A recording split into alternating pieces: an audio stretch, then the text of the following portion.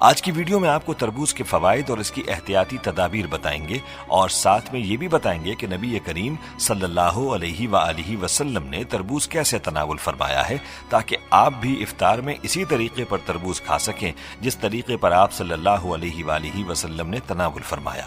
Video انتہائی اہم ہے، لہٰذا ویڈیو کو اسکپ مت کیجیے گا اور ویڈیو کو آخر تک دیکھیے گا۔ ویڈیو کو لائک اور شیئر کریں۔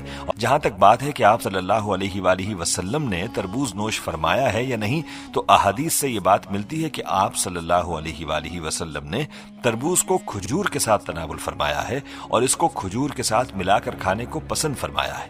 کھجور کا مزاج گرم ہوتا ہے اور تربوز کا مزاج ٹھنڈا ہوتا ہے، اس طرح سے جسم میں اعتدال پیدا ہوتا ہے۔ حضور اکرم صلی اللہ علیہ وآلہ وسلم سے مختلف پھل کھانا منقول ہے۔ آپ صلی اللہ علیہ وآلہ وسلم کو کھجور میں اجوا کھجور بہت پسند تھی۔ آپ صلی اللہ علیہ وآلہ وسلم نے ارشاد فرمایا کہ جو شخص صبح 7 اجوا کھجور کھا لے اس دن اسے کوئی جادو یا زہر کا اثر نہ ہوگا۔ آپ صلی اللہ علیہ وآلہ وسلم سے کھجور کے ساتھ دوسری چیزیں ملا کر کھانا بھی مروی ہے، مثلا کھجور اور مکھن، کھجور اور خربوزہ، کھجور اور تربوز، کھجور اور ککڑی۔ حضور اکرم صلی اللہ علیہ وآلہ وسلم نے کھجور کو بے حد پسند فرمایا ہے۔ آپ صلی اللہ علیہ وآلہ وسلم اس ہی سے روزہ افطار کرنے کو پسند فرماتے تھے۔ آپ صلی اللہ علیہ وآلہ وسلم نے فرمایا کھجور میں ہر بیماری کی شفا موجود ہے۔ مسلمان روزہ کھجور کے ساتھ ہی افطار کرنے کو ترجیح دیتے ہیں کیونکہ یہ ہمارے پیارے نبی صلی اللہ علیہ وآلہ وسلم کا پسندیدہ پھل اور سنت ہے۔ کھجور رمضان المبارک میں استعمال ہونے والا سب سے پسندیدہ پھل ہے۔